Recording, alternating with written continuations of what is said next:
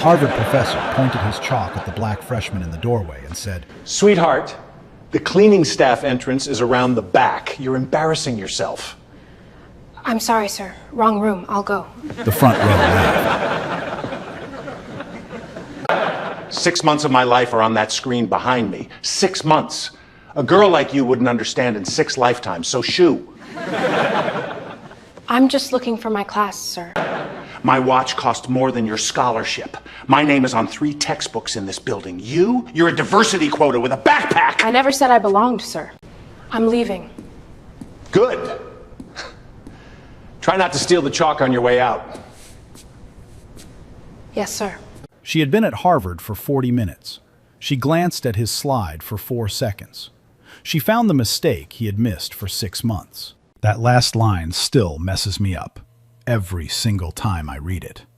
I'm Kane Uncovers, and I dig up the stories rich men in expensive suits really, really wish you'd never hear. The girl standing in that doorway, 40 minutes into her Harvard life. 40 minutes. Yeah, buckle in. Her name was Taylor Sullivan, 18 years old, first day at Harvard Extension.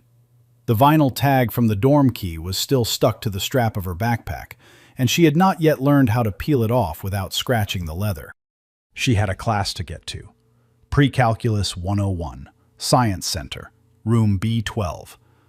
The campus map in her hand had been printed on a tired old printer in the advisor's office that morning, and the letter B looked just enough like an E that she'd followed a stream of better-dressed students into the wrong building, the wrong floor, the wrong room. The wrong room was Carlson Hall. 400 seats, oak panels, brass fittings, a banner above the stage that read, "Resolving the Hallberg-Crane Conjecture, 6 months inside the hardest problem of the decade." She didn't know what Hallberg-Crane was. She didn't know who the man on the stage was.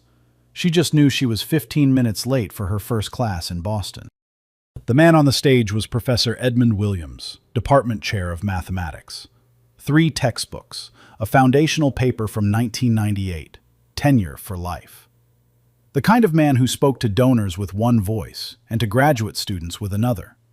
The kind of man who patted young white scholars warmly on the shoulder and asked young black students twice for their student ID at the door.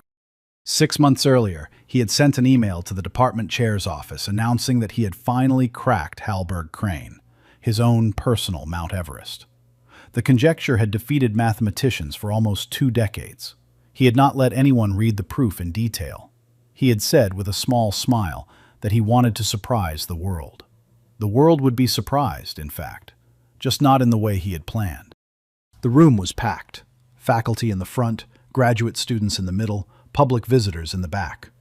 A reporter from the Boston Globe named Margaret Holloway sat in the press section with her phone already recording. The lecture was streaming live to 11,000 viewers across 6 countries.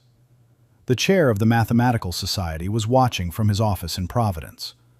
2 of Williams's old rivals, both retired, were watching from their living rooms with whiskey in hand. They had been waiting decades for this man's victory lap, mostly so they could finally stop hearing about it. In the 3rd row sat Dean Anderson Brooks, senior faculty chair. Black, internationally respected number theorist.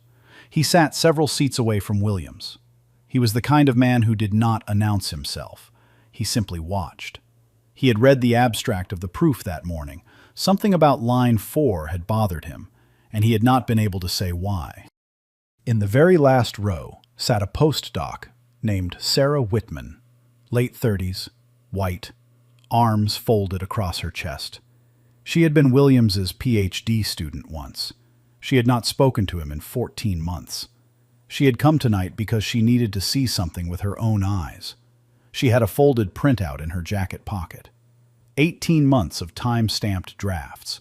She had not decided yet what she was going to do with them. Now, here is something most people did not know about Taylor Sullivan.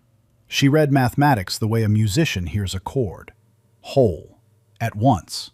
Not line by line, not left to right. The whole shape of an idea lit up in her head like a single sound. She had been doing it since she was 13, sitting alone in the public library in Detroit, after her mother died, after the second foster home, after the school counselor had quietly suggested cosmetology. She thought everyone read math like that. She didn't know yet that this was the thing about her brain that was going to change rooms for the rest of her life. She had taught herself out of every textbook the Detroit Public Library owned. Apostle, Rudin. Then she had started reading published papers. Then she had started writing in the margins. By 16, she had filled 3 notebooks with her own conjectures. She had never shown them to anyone. She did not have anyone to show them to. She had a perfect score on the math section of the SAT. She had a partial scholarship to a small college outside Boston, and she had registered for one cross-listed course at Harvard Extension because she wanted to see what a real Harvard classroom looked like, just once. She had been at Harvard for 40 minutes. The security guard at the door, a man named Walter Briggs, had checked her ID twice on her way in. He hadn't checked anyone else's. She had not said anything. She had just held it up the second time and waited. In the audience, a young assistant professor named Helen Parker watched the security guard and watched the girl and felt something tighten in her chest. She did not say anything either. She had not been tenured yet. She had been told very clearly by Williams himself that the next 2 years of her life depended on her staying quiet during department events. Williams reached the final slide of his lecture. The conjecture, he said, had finally been put to bed. 6 months of work, 40 pages of proof. He invited questions. He expected polite ones from the faculty.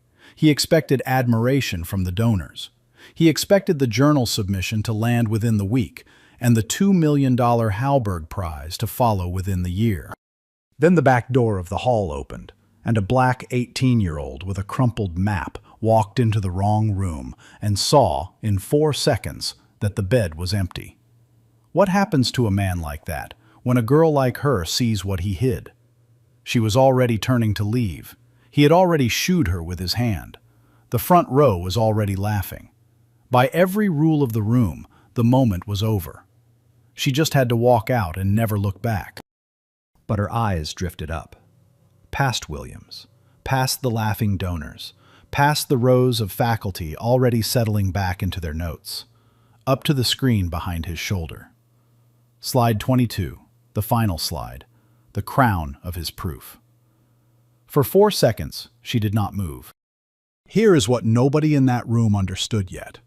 The slide was not text to her. The slide was not symbols. The slide was a chord, and the chord had a wrong note. She heard it before she could have named it. The kernel function on line 4. The continuity assumption. The conjecture was about even modular weight. The assumption only held for odd. And in the same 4 seconds, on the way to hearing the wrong note, she heard the right one. The one substitution that fixed it. The one move that made the rest of the proof fall into place by itself. 6 months of his life. 4 seconds of her attention. It was not arrogance. It was not even confidence. It was the same thing she had felt at 13, in the public library, when a paper she had never seen before suddenly made sense in the time it took to set down her coffee. Some people get songs that way. Some people get faces. She got mathematics. That was the deal her brain had made before she was old enough to ask for it. She turned to leave. She actually took a half step toward the door. And then, very quietly, almost to herself, she said, "Oh, line 4 doesn't hold for even weight. There's a substitution that fixes it." It was not loud. It was not meant for him. It was the kind of thing you mutter when you finally understand a crossword clue. But Williams heard it. The microphone caught it. 11,000 live stream viewers heard it. "I'm sorry," he said, with the warm tone he used right before destroying someone. "What did you say, young lady?" "I'm sorry, sir. Like I said, wrong room. I'll go." No, please. The freshman has a comment on my proof. Don't be shy. Front and center." He swept his hand toward the stage with theatrical politeness. The front row laughed again, on cue. He smiled. He thought he was setting a trap. He had set this trap before. Twice in the last semester alone, he had embarrassed a graduate student into silence in front of a packed seminar. Both of those students had eventually transferred. Both of them had been students of color. Williams did not see a pattern. He saw academic standards. She stood at the doorway with her crumpled map in her hand, and she felt something old wake up in her chest. The bus driver that morning who had asked if she had the right stop. The high school counselor who had handed her a brochure for cosmetology school. The foster mother who had said, with a kind of tired affection, that math was a white people thing. Every quiet hand on her shoulder, gently turning her toward a smaller life. She thought about leaving. Most 18-year-olds would have left. She did not leave. She started walking, down the long center aisle. 400 pairs of eyes followed her. The clack of her shoes on the wooden floor was the only sound in the hall. She walked past the donors. She walked past Margaret Holloway, who was now standing up to film. She walked past Sarah Whitman, who, for the first time in 14 months, was smiling. She climbed the 3 steps to the stage. She set her crumpled map on the lectern. She set her backpack on the floor next to it. The dorm tag dangled. She did not pick up the chalk yet. She just looked at slide 22 on the big screen for 2 more seconds and gave a small, quiet nod to herself. The room held its breath. She had a class to find. She was already half an hour late. She also had something to say. What was she about to do, in front of 400 people, on her first day? She turned to the screen and pointed, not at the chalkboard, at the slide. Line 4, sir, the kernel function. You assumed continuity across the critical strip. That assumption holds for odd modular weight. The conjecture is about weight 2. Weight 2 is even. She lowered her hand. She did not write anything yet. She just stood there with her hand at her side. There was a pause that lasted maybe 2 seconds. In that pause, Helen Parker, in the 5th row, covered her mouth with both hands. Margaret Holloway typed 3 words into her phone and then stopped typing. A graduate student near the back whispered, "Wait, is she right?" And another graduate student whispered back, "I think she's right." In the 3rd row, Brooks closed his eyes for a moment. The thing that had bothered him about the abstract that morning, the thing he had not been able to name, there it was, named, out loud, by a freshman. He took a slow breath and opened his eyes again. Williams smiled, the kind of smile that costs nothing on the way out.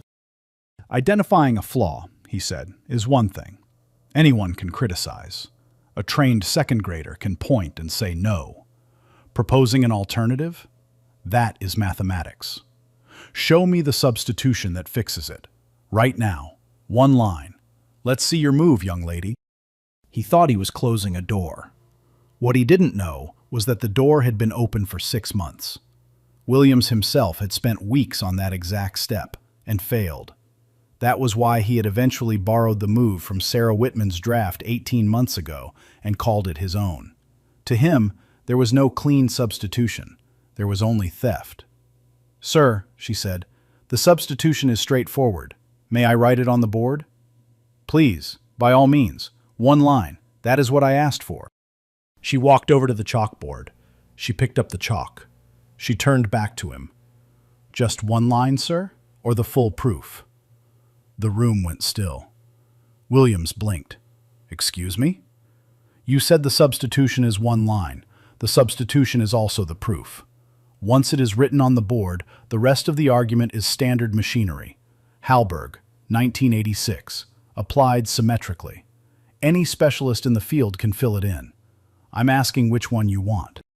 In the press section, Margaret Holloway said, out loud, to nobody in particular, "Oh my God, are you getting this?" Williams's face changed color, slowly, from the neck up. He was a man who had spent 30 years controlling rooms, and the room was no longer his. He could feel it the way you feel the temperature drop before rain. "That is an absurd claim," he said. His voice was tighter now. "The proof is 40 pages. It cannot be reduced to a single line. If you genuinely believe one substitution closes the entire conjecture, then write your line. We will see what the verifiers say. Brooks stood halfway up from his seat. Edmund, she is a freshman. On her first day. Stop. She volunteered the claim, Anderson. I am simply providing chalk. Taylor stood at the board with the chalk in her hand. She did not look afraid. She did not look excited. She looked the way a carpenter looks before measuring a board. Calm, practical, a little tired. Behind her eyes, the line was still there, exactly as it had been at the doorway, exactly as it had been 4 seconds in. The cord had not faded. It would not fade. It was waiting for her hand to catch up. She turned around and looked at Williams directly, not up at him, across at him. They were the same height on the stage. "Sir," she said, "before I write, may I ask one thing?" "What?" "Why are you so afraid I will?" The room went so quiet you could hear the radiator clicking in the far corner of the hall. Williams did not answer. He could not answer, because the honest answer was that he had spent 6 months pretending to solve a problem he had never actually solved alone. And the girl in front of him had walked in by accident and seen the whole thing in 4 seconds. And the substitution he had stolen from his former graduate student was now about to be rewritten on his own chalkboard by an 18-year-old in a hoodie. That was the answer. He could not say it. So he said nothing. And the silence said it for him. The silence was so long that one of the donors in the second row coughed. Somebody else's chair creaked. A man in a navy blazer near the door checked his watch and then forgot to lower his arm. Sarah Whitman in the back row watched his face and finally let herself smile. Not a bitter smile, a small, surprised, vindicated smile. The kind of smile a person earns over 14 months of waiting. Her hand went, very slowly, to her jacket pocket. She felt the folded printout there. 18 months of time-stamped drafts. She did not take them out yet. She just rested her hand against them, like a person resting against a door they were finally ready to open. In the third row, Brooks sat back down slowly. He did not say a word. He just folded his hands and watched. Helen Parker quietly moved 1 seat closer to the front. She did not even know she was doing it. 2 years of being told to stay quiet at department events. She felt one of those years drop off her shoulders. Just like that. Walter Briggs, the security guard who had checked Taylor's ID twice that morning, was still standing near the side door. He had not left. His arms were crossed. He had taken 3 steps closer to the stage without realizing it. 31 years of working at this institution. He had seen every kind of person Harvard had to offer. He had also seen every kind of thing Harvard tried to bury. He knew the difference. Taylor turned back to the chalkboard. She still had not written anything. She had a single line in her head, sitting there as clear as it had been at the doorway. She waited, because she could feel what was coming. She had not been raised to be naive. She knew exactly what a man like Williams did when he was cornered in public. He did not concede. He stalled. He moved the goalposts. He invented procedure. He made up rules. He bought time. She had heard the chord. She knew what was coming next was not going to be the math. The math was easy. The math was already done. Was the room going to let her finish? Okay, I gotta jump in here. Did you catch what just happened?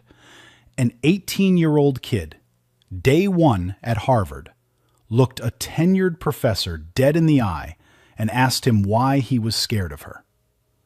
And the man, with 3 textbooks and a watch worth more than her entire scholarship, he just stood there. Couldn't answer. Couldn't even fake an answer. And that silence right there, that's the whole story. The math was already over. He just hadn't admitted it yet. Williams walked behind the lectern and adjusted his microphone. He cleared his throat in the way that important men clear their throats when they are buying time. "Actually," he said, On reflection, this is not appropriate. We have protocols at this institution. The young lady is not enrolled in the mathematics department. She cannot simply walk up onto a Harvard stage and write on a Harvard chalkboard. There are rules. Brooks's voice came back, dry as paper. Edmund, you literally just told her to write the line. I rescind. The Q&A is concluded. We are moving on with the program. He turned to the audio-visual booth at the back of the hall. Cut the live stream. We are concluding the public portion. The young woman running the audio-visual desk hesitated. She looked at her supervisor. Her supervisor looked at the floor. The supervisor was 32 years old. He had 2 children and a mortgage. He also had a pair of eyes, and he had used them for the last 12 minutes. He gave the smallest possible shake of his head. The young woman did not cut the feed. Margaret Holloway stood up in the press section and said, loudly, "For the record, Professor, the Boston Globe is recording independently. So is the Mathematical Society's media outlet. Cutting your feed will not cut ours." Williams turned to security. "Walter, please escort the young lady out. She has wandered far enough." Walter Briggs did not move. He uncrossed his arms. He looked Williams in the eye, across half a hall, and said, very calmly, "Sir, with respect, she has a valid student ID. I checked it twice this morning myself. I am not removing a student who has not done anything wrong. That is an order from the department chair. You are not my chair, sir. I work for facilities." He did not raise his voice. He did not move. He just stood where he was. 31 years on this campus. He had been told to remove students before. He had done it twice in his entire career. Both times because the student had actually done something, not because a tenured professor was scared of one. A small, strange thing happened in the hall. Somebody clapped. Just once. A single pair of hands. And then somebody else clapped. And then about 30 people in the back rows clapped, briefly, almost embarrassed by themselves. Williams's jaw tightened. "Fine," he said. "If she wants to write, she does so under departmental verification. 3 verifiers, hand-picked by me.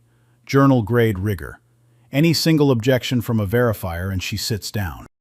He pointed to 2 of his own graduate students in the front row. They stood up. They were both nervous. They were both his. The first one, Gregory Anderson, was a 4th-year doctoral candidate. He had been trying to find an honest way to leave Williams's lab for almost a year. He had not yet found the courage. He stood up because he was told to. Then a third voice came from the back. "I volunteer as the 3rd verifier, in the interest of fairness." It was Sarah Whitman.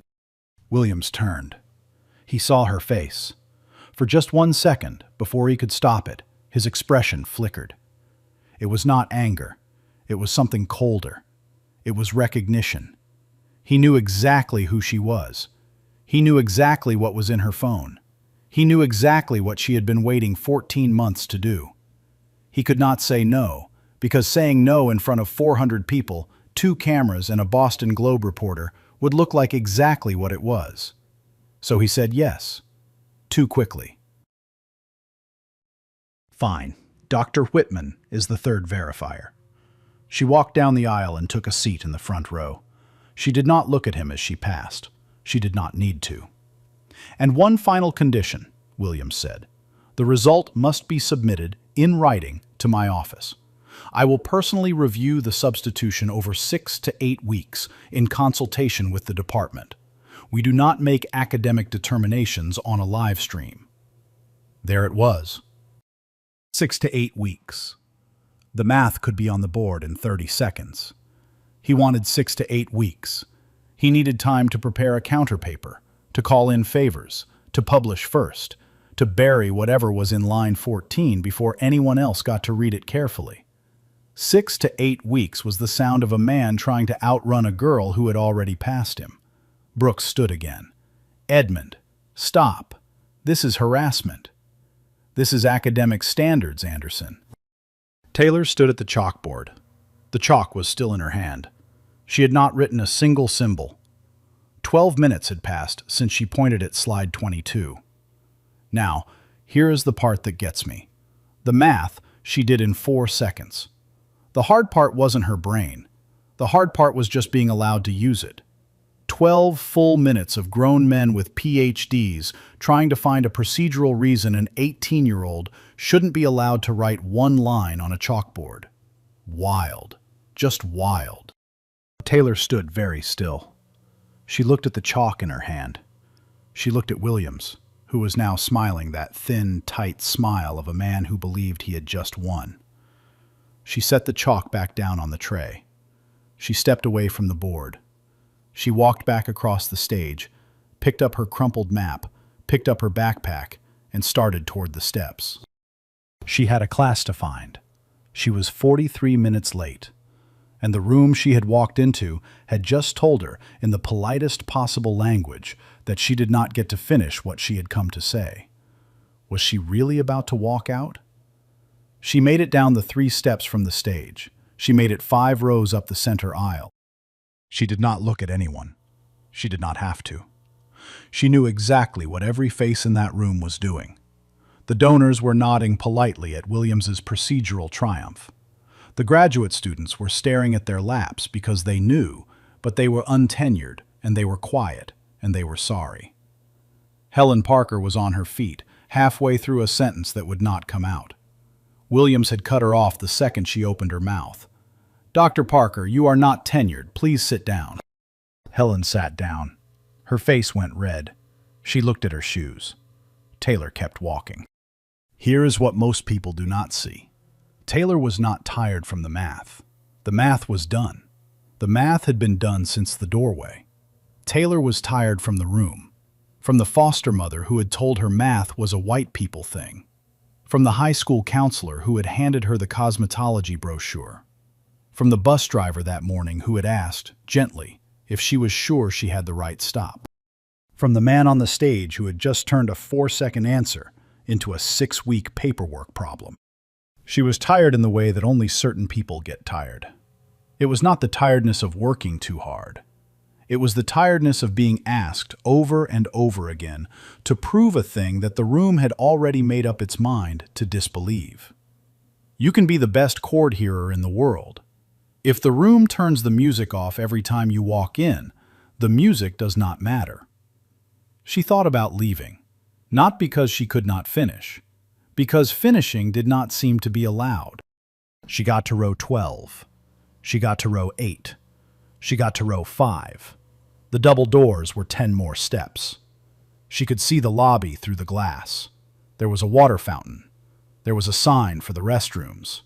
There was a hallway that led, eventually, back to Science Center, room B12, where her real first class was probably halfway through introductions by now. The professor of that pre-calculus class was named Dr. Roberts. He liked his students to introduce themselves by saying one thing they had ever learned outside of school. She had thought about it on the bus.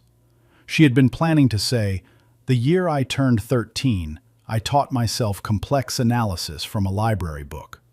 She had been a little nervous about saying it. Now she was a little tired of being the kind of person who had to be nervous about saying it. She got to the back row. And then a voice came from the 3rd row. Calm, slow, final. Edmund. Brooks was on his feet, senior faculty chair, black, 62 years old, tweed jacket, wire-rimmed glasses. As senior faculty chair of this institution, which, for the record, supersedes department chair, I am invoking Article 4 of the Academic Freedom Bylaws. Any individual present at a public lecture on this campus may demonstrate mathematics on a public chalkboard, with or without your permission. He turned. He looked down the center aisle. Taylor had stopped walking. She was holding the door handle. "Ms. Sullivan," he said, "the board is yours. Please, continue." Taylor did not turn around right away. She stood at the door with her hand on the handle. She looked through the glass into the lobby. She thought about it. Then, behind her, somebody started clapping. Walter Briggs first. A single pair of hands again. Then Helen Parker stood up for the second time, and this time she did not sit back down. Then a graduate student. then the back rows, then the middle. The applause did not roar. It did not need to.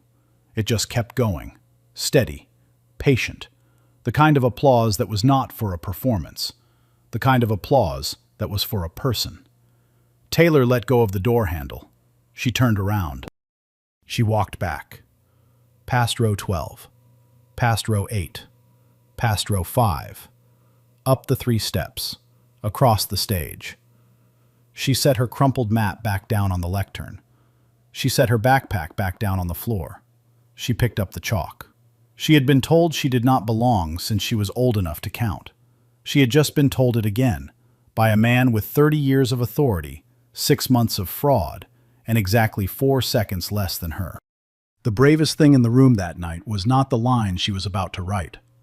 The bravest thing was the fact that, after 12 minutes of being told no, she still believed the line was worth writing. What was she going to do with 30 seconds? She turned to face the chalkboard. She did not glance back at Williams. She did not glance at the audience. She did not glance at the slide on the screen, which was still showing line 4 with its broken assumption. She had already seen the slide. She had seen it from the doorway, at 4 seconds, and she had been carrying the answer in her head ever since. She raised the chalk. She wrote. The line was not long. It was about 15 symbols. It started on the left side of the board and ended a little past the middle. It involved a substitution from one space into another, a symmetry that nobody in Williams's framework had named, and a short reduction that pointed, like an arrow, straight at a paper Hallberg had published in 1986. Williams had cited that paper in his bibliography. He had never connected it back. He had been holding the answer the whole time and pointing the wrong end of it at the problem. Her handwriting was small, tidy, practical, the kind of handwriting that came from years of writing in the margins of library books, the kind of handwriting that did not waste space because the space was not hers to waste. She set the chalk down on the tray. She stepped back from the board. The clock on the wall, for anyone who had been watching it, read 23 seconds since she picked up the chalk. The hall went absolutely silent. For 5 full seconds, nobody in the room said anything. You could hear the radiator clicking. You could hear somebody's phone vibrating on a chair. You could hear, faintly, a bus going by on the street outside. Then Gregory Anderson, one of Williams's hand-picked graduate verifiers, stood up from the front row. He had been studying the board the whole time. He walked up to the stage.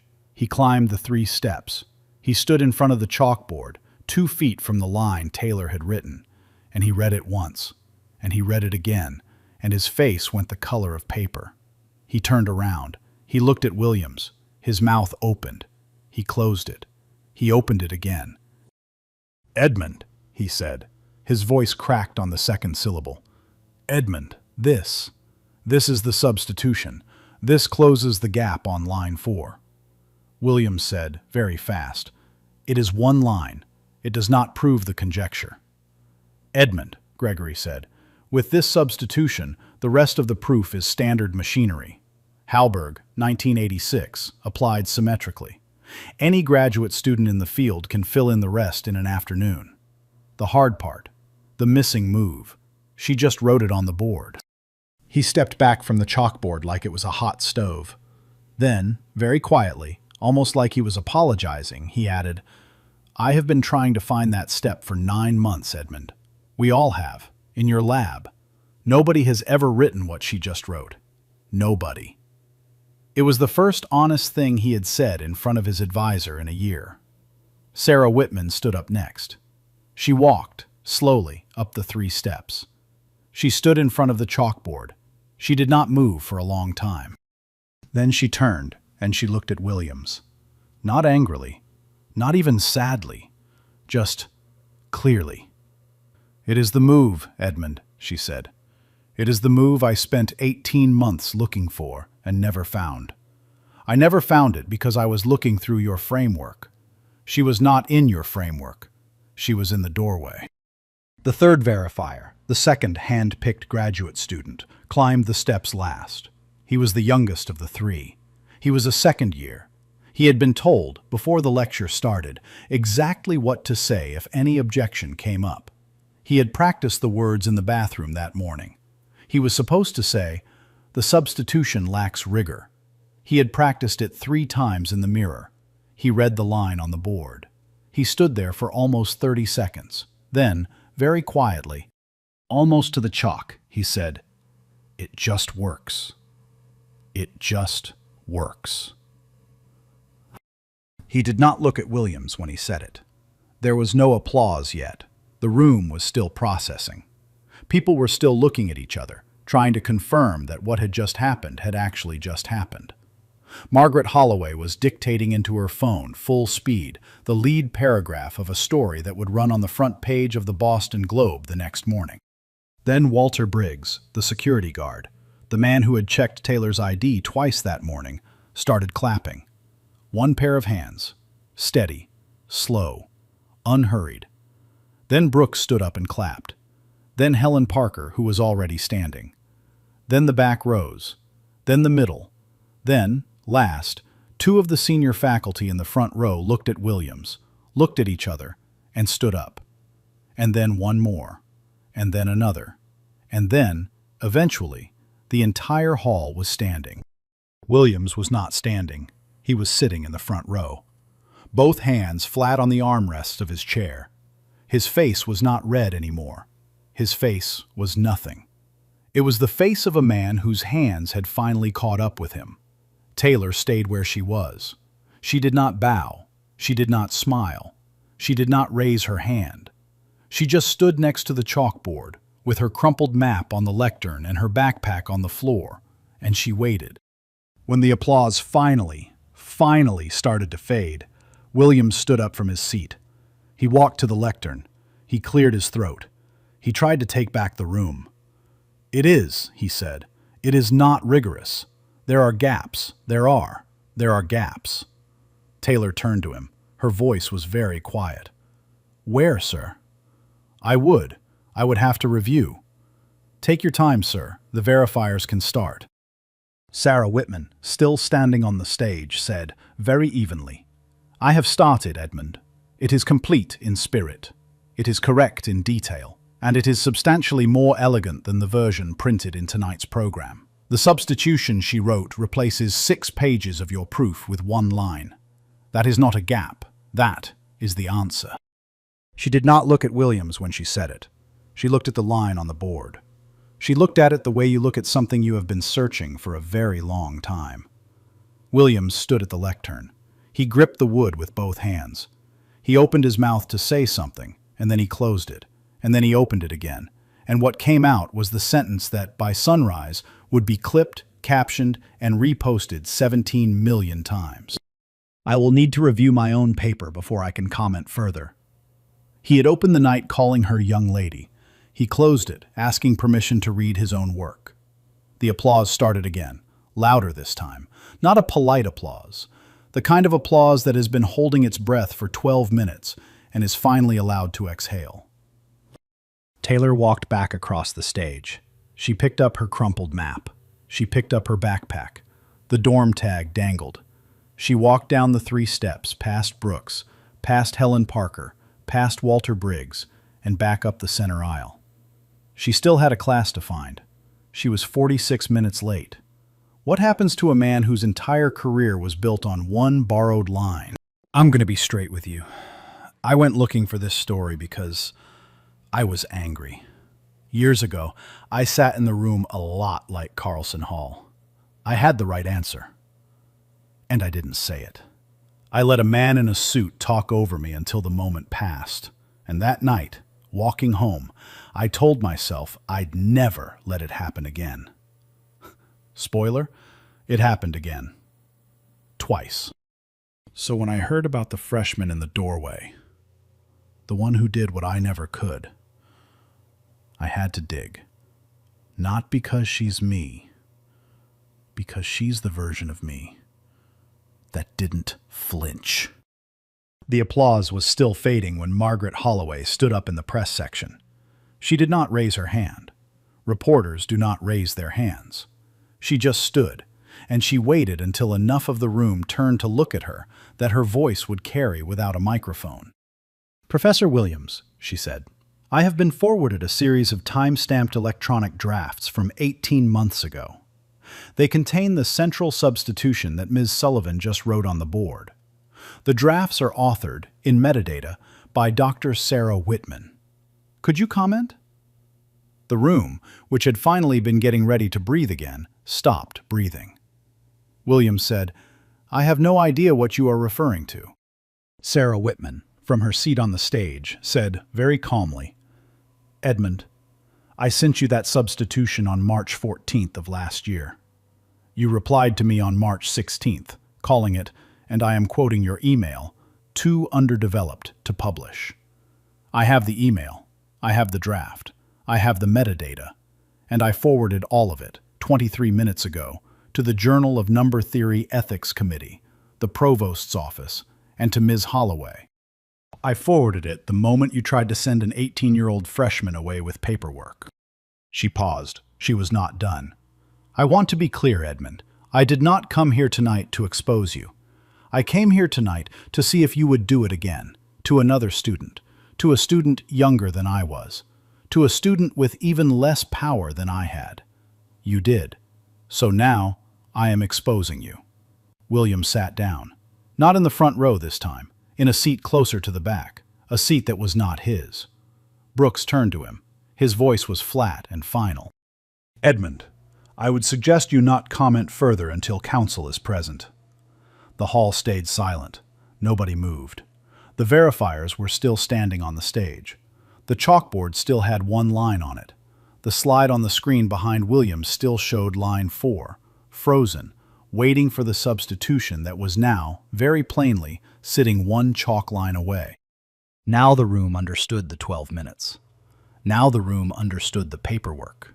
Now the room understood why one substitution, written by a freshman in 23 seconds, had frightened a tenured Harvard professor more than the freshman herself. For 6 months, he had been counting on one thing. Nobody would ever look at the substitution closely enough to recognize whose handwriting was underneath it. He had not planned for a girl who could see the whole thing in one glance. In the 5th row, a 16-year-old girl in a navy dress stood up. She had been sitting next to a woman who had to be her mother. She had Williams's chin and Williams's eyes, and she did not look at him as she walked up the aisle and out the back of the hall. She did not slam the door behind her. She just closed it. What happens after a daughter sees her father in public for what he actually is? The hashtag started in under an hour. Hashtag #OneGlance. By midnight, 8 million views on TikTok. By morning, 50 million. The clip everyone shared was the same clip. 23 seconds of a black 18-year-old in a hoodie writing one line on a Harvard chalkboard, and then 400 people, slowly, one by one, standing up. By 4 hours, the Journal of Number Theory had pulled the Hallberg-Crane paper from its pre-publication queue. By 12 hours, the American Mathematical Society announced a formal inquiry into the authorship of the proof. By 24 hours, Harvard had quietly informed Edmund Williams that he was being placed on administrative leave, pending the outcome of an internal review. By 48 hours, the headline was running on every national news site in the country.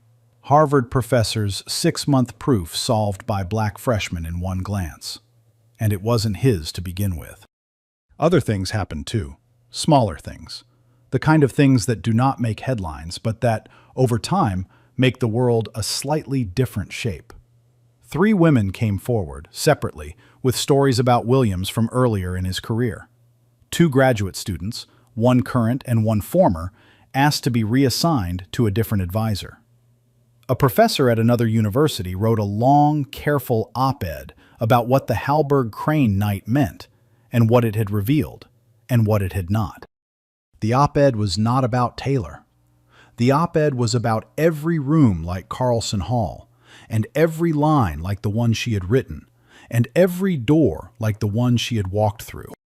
Back inside Carlson Hall that night, while the cameras were still rolling and Williams was still sitting in a seat that was not his, Helen Parker walked up the center aisle. She did not say anything. She just sat down in the empty seat next to Taylor, who had stopped halfway up the aisle when Margaret Holloway stood up. They sat there together for a long time.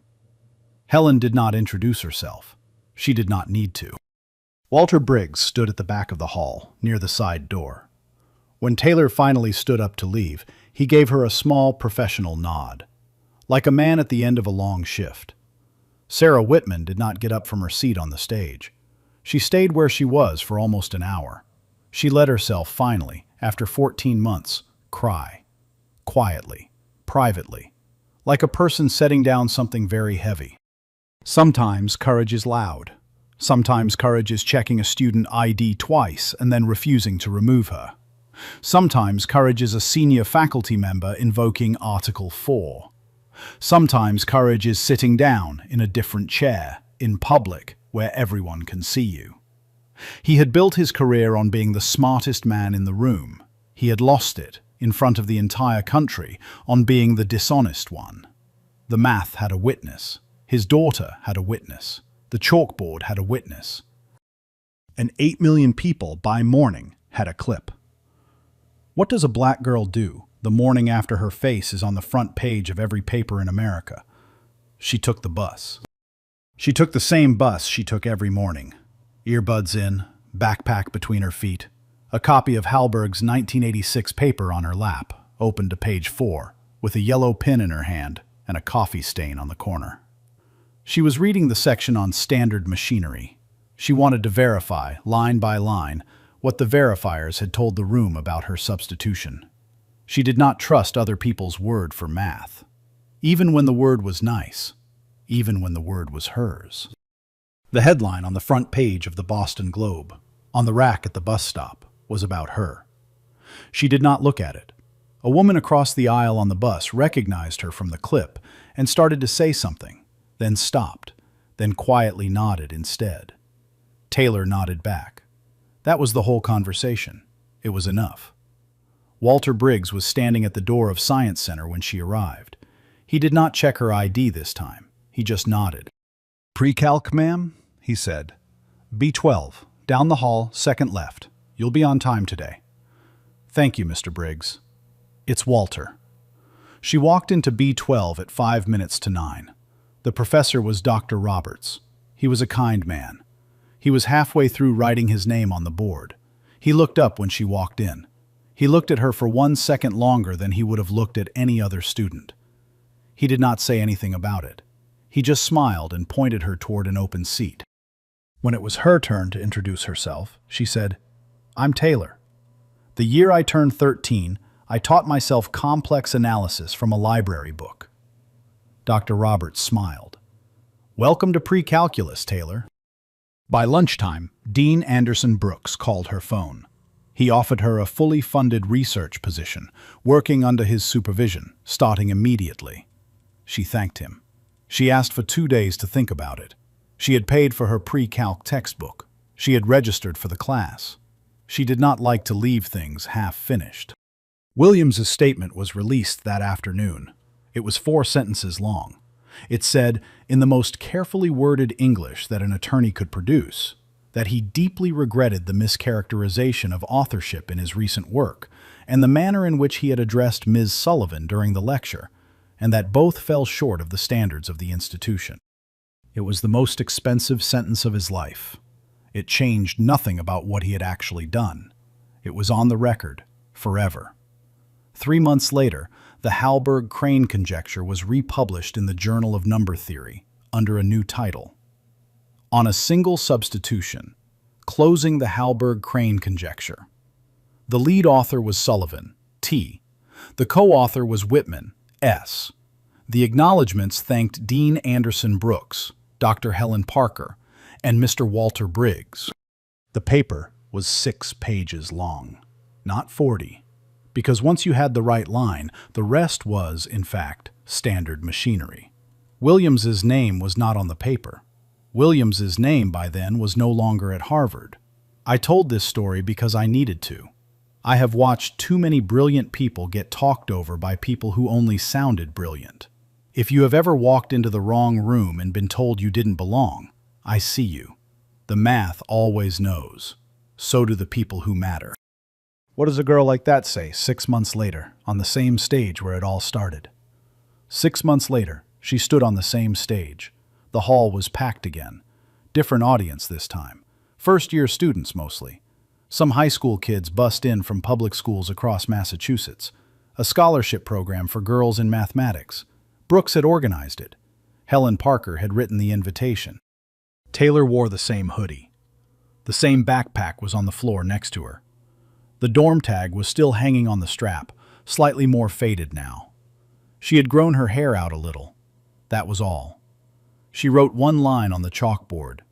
She turned around. "Hi, I'm Taylor. I read math the way some people hear music. I didn't know that was unusual until last fall. People keep asking me how I solved a 6-month problem in one glance, so I want to tell you the truth. I didn't solve it in one glance. I saw it in one glance. Those are different things. The math wasn't hard. Being allowed to write it down was.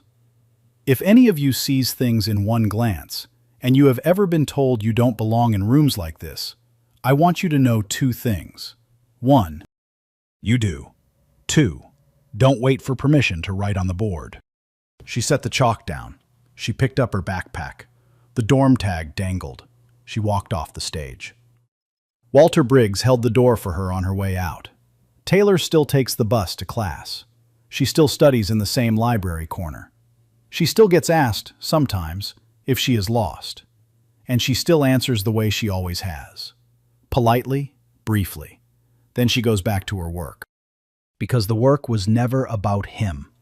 It was never about proving anything to the room. It was about the math. It was always about the math.